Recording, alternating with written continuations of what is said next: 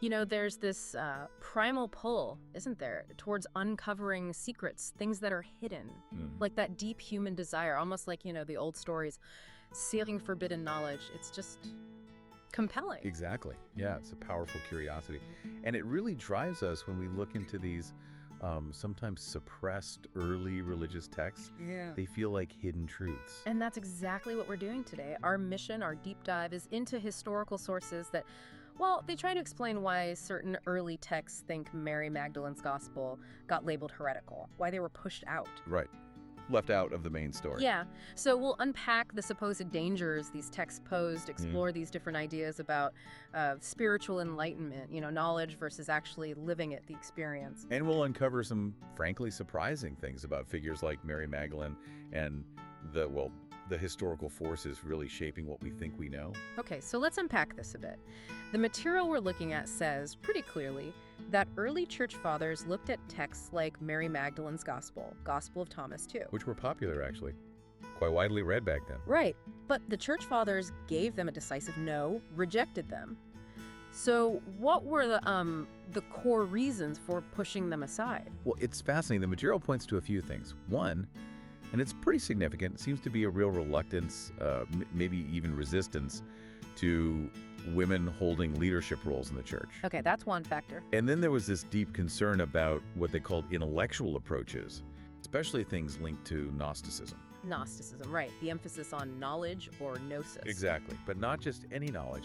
Often it was framed as this sort of secret, maybe exclusive understanding that, frankly, could challenge the church's authority, its control over the path to salvation. So a potential threat to the structure. Definitely. And the sources suggest it became, well, almost easy to just slap the Gnostic label on texts they didn't like. Call it heresy, done. It was like a handy tool for exclusion. A spiritual cancel culture you mentioned earlier. Sort of, yeah. And the material even throws out this provocative question. Maybe it's good they did. Just leaves it hanging there. That is provocative. Maybe it's good they did. Does the source give any more hints why that might be the case? I mean, beyond just, suppressing potential rivals. It doesn't spill out the church's good reasons directly, no. But it does pivot to this really core philosophical question. Can you achieve salvation through enlightenment? Okay. Because some of these Gnostic-type ideas, they really lean into that. Yeah. Attaining salvation via a profound spiritual understanding. Liberation from suffering by knowing something deeply. Almost like some Eastern philosophical ideas, transcending ignorance. Yeah, there are parallels. Yeah. But then the crucial question becomes, where does this enlightenment come from? Is it just about reading stuff, acquiring knowledge from texts? Or is it deeper? Something you gain from, actually doing things? Testing values, learning the hard way through experience? And this is where our deep dive material gets really pointed. The author has a strong take. They say, and I'm quoting loosely here, if just acquiring knowledge led to enlightenment, computers would be enlightened. Right. They only hold the information we feed them. The argument is that real spiritual enlightenment has to be experiential. It comes from engaging with the world, truly understanding values through living them. Learning it the hard way, as they say. Exactly. To gain what the source calls wisdom. And this ties right into how the material describes Christian knowledge itself. It's active, it's experiential, not just head knowledge. It points out that even core concepts like love or saves in Christianity are understood as verbs. They're actions, processes. It's about doing, not just knowing about. That distinction is powerful.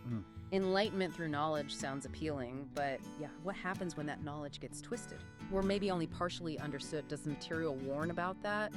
A little knowledge being dangerous. Oh, absolutely. And it uses some really vivid, frankly, quite grim historical examples. Take the Cathars. Okay, the Cathars. 12th, 13th centuries, southern France. That's them. They had this belief system that a bad god created the material universe. And they were sort of fallen angels trapped out. Oh, okay. And to escape suffering, they saw two main paths. Either strive for absolute perfection, which was incredibly difficult, or just stop having children, end the cycle. Cease procreation entirely. That's extreme. Very. And the church saw this as rank heresy. So they sent an army. The result, over 1 million people, men, women, children, were killed, hanged, burned at the stake. 1 million. Yeah. The source just exclaims, what a mess a little knowledge can create. It's chilling. Shows how ideas, even if maybe starting from a spiritual place, can go terribly wrong without wisdom. Chilling is the word. Yeah, you have to wonder how often that pattern repeated in history, twisting some idea of truth into a justification for violence. Well, there's another example given. The Knights Templar. Ah, the Templars. Wealthy, influential. Hugely. They basically invented international banking, explored the Holy Land, amassed enormous wealth and power. But they were also a secret society. Secret rites, secret knowledge. Okay. And their downfall. The King of France owed them a lot of money, so he accused them of heresy. Rounded them up, tortured them, killed them. Convenient. Extremely. The material notes pretty dryly that heresy is an easy excuse, especially using the guilty or ambiguous interrogation methods of those days. Basically, torture gets confessions, true or not. Right. So these examples really hammer home the need for careful discernment with spiritual ideas, and also the brutal consequences when perceived heresies are suppressed. Exactly. It sets a stark backdrop. It really does. And against that backdrop, maybe we can better appreciate the story of Mary Magdalene. Her gospel, as we said, was one of those labeled Gnostic, called heresy. So based on our deep dive material, who was she, really?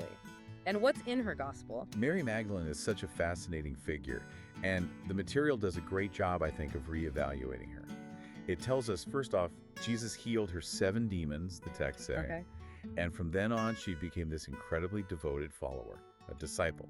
She wasn't just passive, she financially supported Jesus' ministry. Right, that's often overlooked. Very often.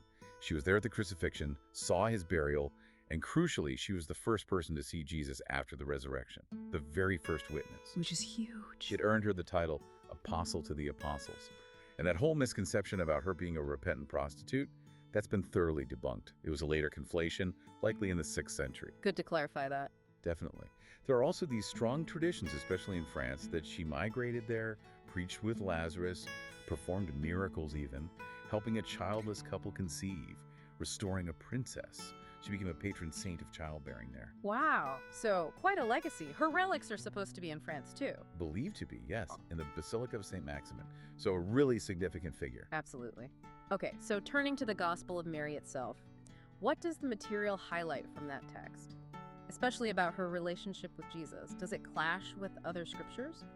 Well, the material points out that this gospel describes Jesus as having loved Mary Magdalene more than other women, and that he revealed himself, his teachings, to her first after the resurrection.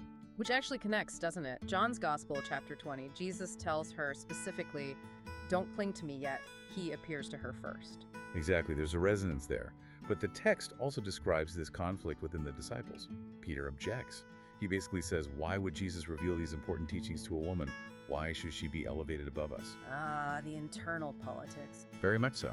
And it reflects that patriarchal culture, doesn't it? The material calls the apostles fishermen, not saints with infinite understanding, rooted in their time, their male-dominated society. Right. Understandable historically. So the big question then, was her gospel actually Gnostic? The source comes down pretty firmly on this. It concludes, no more Gnostic than the opening to the Gospel of John, which is quite a statement. It is. Suggests the label was more about control than content, perhaps. That seems to be the implication. The material argues pretty strongly that Mary Magdalene deserves a higher profile within Christianity. As a positive example, really, for everyone. She was influential, key to spreading the message early on. She shouldn't be this footnote, or worse, a mischaracterized figure. A powerful reclaiming of her story. So, okay, we've journeyed through these contested texts, these historical dramas, the figures. What's the big takeaway for us today? How should we think about this relationship between knowledge and wisdom? Yeah, what does it all mean? I think what this deep dive really distills is that genuine wisdom isn't just about accumulating facts. It's not just what you know. Right. It's about how that knowledge actually changes you, how it translates into how you live your life. It's moving from just head knowledge to something deeper, something active that makes you do things differently. Heart knowledge, maybe. Maybe, yeah. The material says sound knowledge resonates with us, it gives direction. And while things like preaching, teaching, reading, they're enlightening, sure, but the real transformation only happens if we use that knowledge to make positive changes. So it's about application. Exactly. Yeah. Spiritual growth, it insists, is a product of living the knowledge or guidance we're given. It's active. And it even acknowledges, look, even in some of that Gnostic literature, you find themes of compassion, wisdom, transformation.